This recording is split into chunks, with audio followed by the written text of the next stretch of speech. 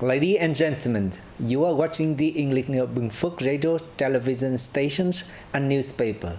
I'm Hưng with the latest news for today.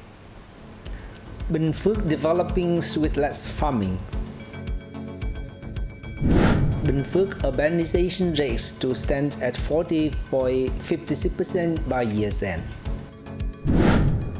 Prime Minister order prioritizing capital for production and tax.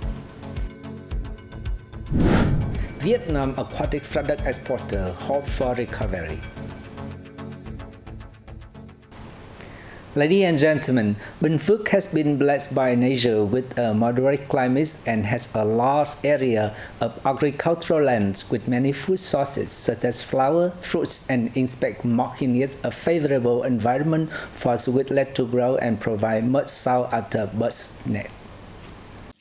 According to figures from the Provincial Department of Agriculture and Rural Development, Binh Phuoc Province has about 1,400 swiftlet farming houses, most of which are located in Truyền Town, Phuoc Long Town, Dong Xoài City, and Bù Đăng District. The area of most houses ranges from 100 to 200 square meters, with some up to 1,000 square meters. The average yield is about 4 kilos of raw birds' nests in each house per year. Binh Phuoc Province's birds' nest products have been recognized by the Provincial People's Committee and achieved 3-star OCOP 1 Commute 1 product status in 2020. The Department of Animal Health at the Ministry of Agriculture and Rural Development is now implementing guidelines on developing packaging facilities for birds' nest product processing to meet food safety standards for official exports to China. After half a term of implementing the resolution from the 11th Binh Phuoc Provincial Party Congress, the province urbanization rate at the end of 2023 will reach 40.56%, equivalent to 96.57% of the target, which is likely to be achieved during the full term. According to the Urban Development Orientation under the resolution from the 11th Binh Phuoc Party Congress, the province has implemented a host of projects on urban development, such as the Provincial Urban Development Project, the Social Housing Development Scheme, and a project on the development of residential areas in the 2021 to 2025 period, among others. These projects contribute to improving people's lives and create a foundation for sustainable urban construction. Under the Provincial Urban Development Project for the 2021 to 2025 period, with a vision to 2030, the urbanization rate is to reach 42% by 2025 and over 50% by 2030. By 2025, the province will have 18 urban areas and about 22 by 2030. Lộc Ninh District, Binh Phuoc Province has been busy with the brandings of its agricultural products in recent time. The One Commute One Products program has a remarkable effect, contributing to improving product value and income for local people. Lộc Ninh has created 23 OCOP products from 3 to 4 stars in 6 communes. However, the scale of its production base is actually quite small, with products not being overly diversified and prices remaining unstable.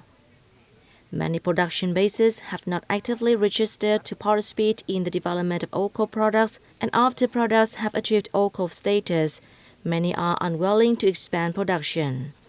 Considering the OCOP program to be the right direction to take, Lộc Ninh will create 18 more products in 11 communes and towns, and at the same time promote trade and startups and link supply and demand to improve the value of agricultural products, contribute to poverty reduction, create jobs, and ensure social security in the locality.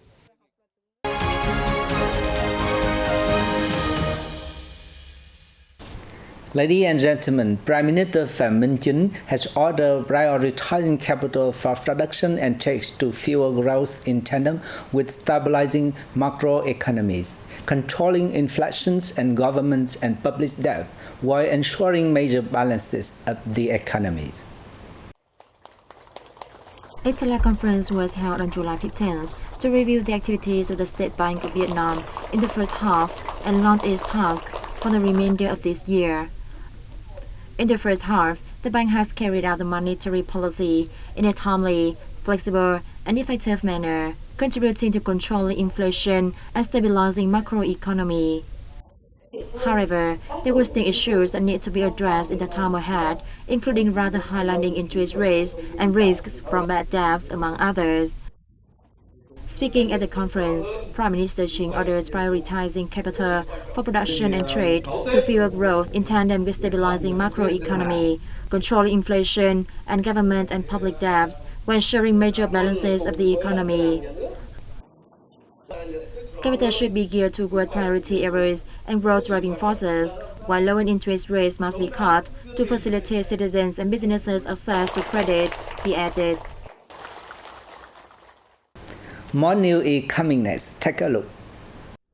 Minister of Planning and Investment Chúng met with representatives of the U.S. government agencies, organizations, businesses, investment funds, and large corporations on July 14th local time.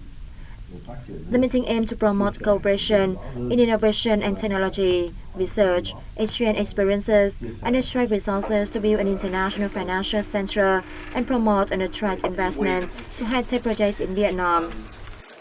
Minister Chúng affirmed that the ties between Vietnam and the U.S. is in a good period.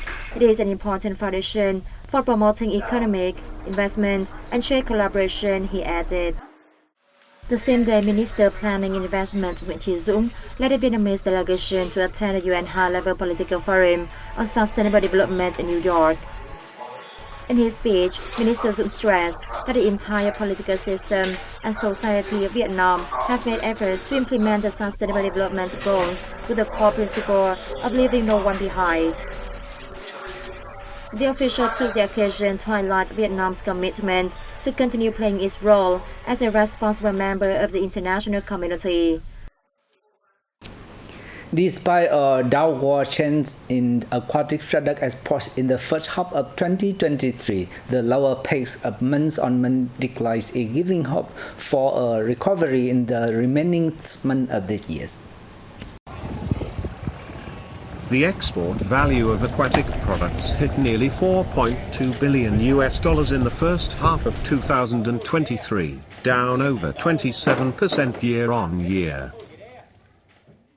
The Vietnam Association of Seafood Exporters and Producers attributed the decrease to weak market demand and hikes in the prices of feed, fries and other input expenses, leading to higher production costs. Despite lower selling prices, it remains difficult to find buyers, resulting in increased inventory and escalating costs. Several markets like Japan, the Republic of Korea and Australia are still considered promising for Vietnam's products of strength. Some Southeast Asian markets are also seen as potential, due to their stable economic situation, lower inflation, and geographical advantages, along with tariff benefits from free trade agreements. The association suggested the government and competent ministries reduce lending rates, extending the maturity of loans, and continuing to provide credit lines, to enable businesses to maintain the collection of raw materials, among others. Border gates in northern province of Lan Sơn have maintained their stable operation with more than 1,000 vehicles handled each day. According to the management board of the Đăng Lạng Sơn Border Gate Economic Zone, Hữu Nghị and Thanh International Border Gates have been working at a higher capacity since May, as many enterprises want to export fruit from the harvest. In a bid to deal with traffic, relevant authorities have made appropriate arrangements for vehicles waiting to complete customs clearance procedures. They have had their working hours extended until 11 p.m. and now work on weekends. More than 67,600 vehicles have undergone customs clearance at border gates in Lạng Sơn province since May, of which 31,800 carried exports. Total trade value by border gates in Lạng Sơn province in the first half of this year was estimated at more than $2.28 billion, representing over 60% of the annual target, and surpassing the figure recorded in the same time last year. And that's all for the news today. Thanks for watching BPTV News. Goodbye and see you next time.